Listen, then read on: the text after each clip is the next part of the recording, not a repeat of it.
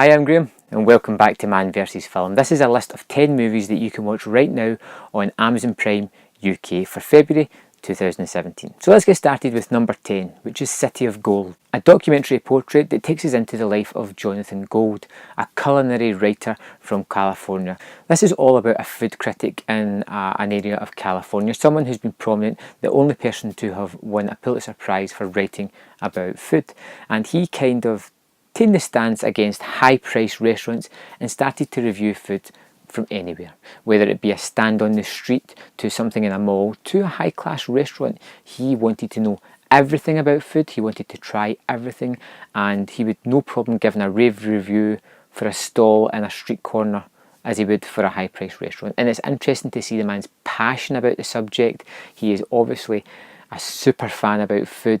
He loves talking about it, he loves eating it, and it's just great to see a documentary about one man's passion. Number 9 on my list is Blended. After a bad date, a man and woman find themselves stranded in an African safari park where their attraction grows and their kids benefit from this new relationship. I know what you're thinking, but hear me out, okay? Yes, it's cliched. Yes, it's by the numbers. Yes, it's Drew Barrymore and Adam Sandler trying to capture the magic that they had in the 90s with The Wedding Singer and not quite managing it. But this is still an entertaining movie. It is most definitely a switch off the brain, stick it on, veg out and just watch this movie. It's got some good laughs, it's got an interesting kind of premise, and it looks as if everybody's having general fun. Number 8 is The Imitation Game. During World War II, mathematician Alan Turing tries to break the Enigma machine with the help of fellow mathematicians.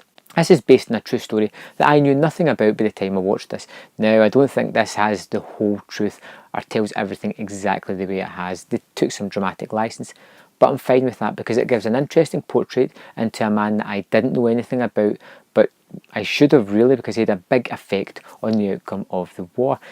The other actors in this piece are very good as well. It's an interesting tale. You should definitely check this one out. Number 7 is American Reunion. The original cast return once more in this popular franchise. Cards on the table time. I love the American Pie franchise. Yep, every single one of them. All 8 of the movies are my kind of guilty pleasures, if there is such a thing. I think they're tremendous, and this one is another one that I just put on, zone out to. I've seen these movies so many times. They are just fun, entertaining, popcorn for the brain. You can sit down, don't need to take things seriously. It is just an enjoyable flick. And speaking of enjoyable flicks, number 6 is Ted.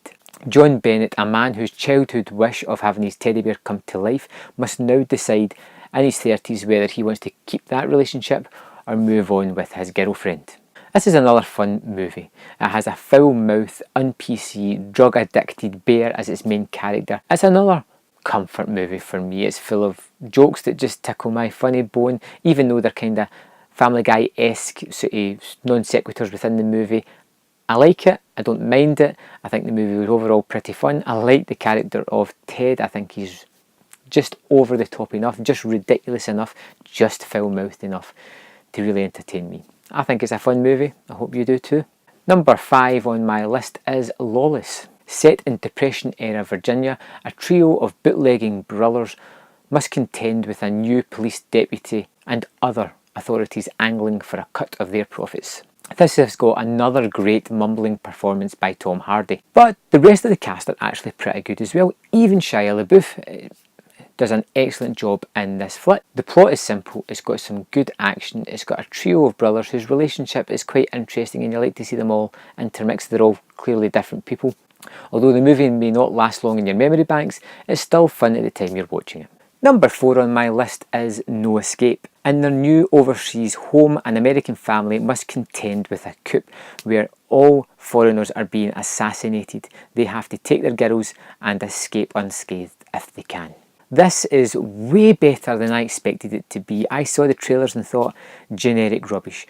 I did not expect it to be as suspenseful, as terrifying, as thrilling, as exciting as it actually was. There is super tense scenes within this movie where you fear for the family and the children. You don't know what's going to happen to them.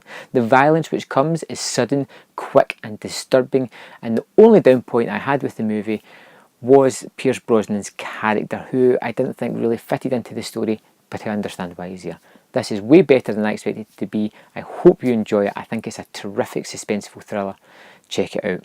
Number 3 is We Are Still Here. In the cold, wintry fields of New England, a house wakes up every 30 years and demands a sacrifice. This is a low-budget haunted house movie, and it's actually quite effective. It's got some good scares which you can kind of see coming, but they still hit you, and the ghosts within the movie are the ghosts of a family who were burned alive, and the makeup and effects on them is really terrific and something I hadn't seen before, as their charred bodies, still smouldering, seem to burn anybody they touch, and it just looks off. You know, that disturbing way? It aims to be a good, effective horror movie in the haunted house subgenre. And you know what? It accomplishes that.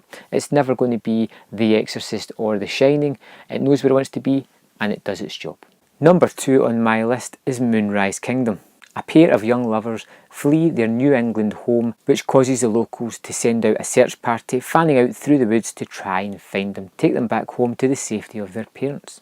Wes Anderson is at his best in this tale of young love and defiance.